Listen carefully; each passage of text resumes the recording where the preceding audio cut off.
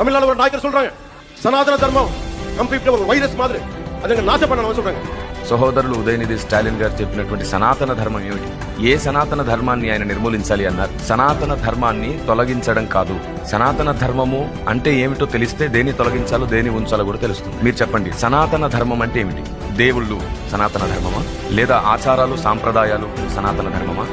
లేదా కుల వ్యవస్థ సనాతన ధర్మమా? లేదా మతాన్ని అడ్డుపెట్టుకుని రాజకీయం చేసేది సనాతన ధర్మమా? దేవుళ్ళ ప్రస్తావన గాని మత ప్రస్తావన గాని లేకుండా ఉదయనిధి స్టాలిన్ గారు చెప్తున్నటువంటి సనాతన ధర్మం ఏమిటంటే కుల వర్గీకరణ, కుల వివక్ష, కులాన్ని ఆధారం చేసుకుని చేసిన అణిచివేతలను నిర్మూలించాలి అనేది ఆయన ఉద్దేశం. ఆయన ఉద్దేశాన్ని స్పష్టంగానే చెప్పారు.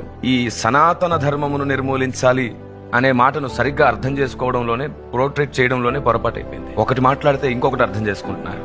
దాన్ని క్యాష్ చేసుకునేవారు కొందరు, దాన్ని విభేదించేవారు కొందరు, దాన్ని బట్టి రాజకీయం చేసేవారు మరికొందరు.